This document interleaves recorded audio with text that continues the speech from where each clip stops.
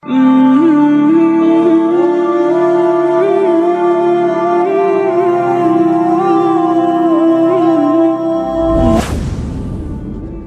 cantik dan berakhlak mulia.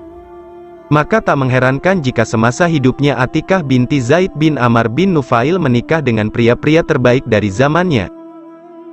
Di antaranya Abdullah bin Abu Bakar As-Siddiq, Umar bin Al-Khattab, Zubair bin Al-Awam, dan Husain bin Ali bin Abi Thalib.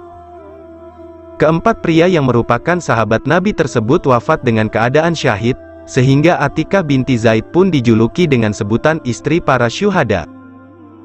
Putra Abu Bakar As-Siddiq, Abdullah, merupakan pria pertama yang menikahi Atikah. Seperti ayahnya, Abdullah termasuk orang-orang yang membela Rasulullah dan taat beribadah. Abdullah sangat menghormati dan memuliakan Atikah. Namun beliau terlena dengan kecantikan Atikah hingga seringkali melewatkan salat berjamaah di masjid dan bahkan tidak ikut serta dalam beberapa perang. Hingga pada suatu hari, Abu Bakar mengunjungi rumahnya untuk mengajak Abdullah sama-sama salat berjamaah di masjid.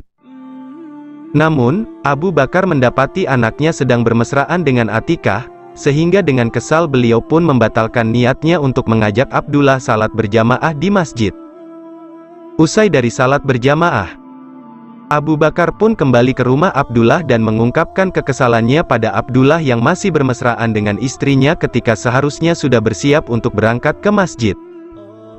Pada pembicaraannya, Abu Bakar meminta Abdullah untuk menceraikan Atikah karena Abdullah telah lalai dari tanggung jawabnya.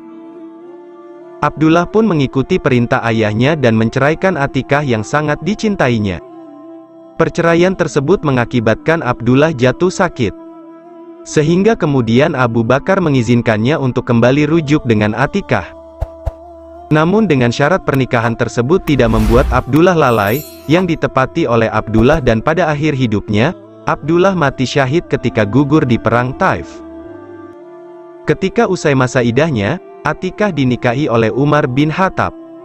Atikah sangat menyayangi Umar dan sepenuhnya mengabdi kepadanya. Namun, jalinan pernikahan ini harus berakhir ketika Umar mati syahid ditikam oleh seorang majusi ketika beliau sedang salat. Maka untuk kedua kalinya, Atikah kembali menjadi janda dari seorang syuhada. Tak lama setelah masa idahnya selesai, Atikah kembali dinikahi oleh seorang sahabat Nabi, Zubair bin Awam.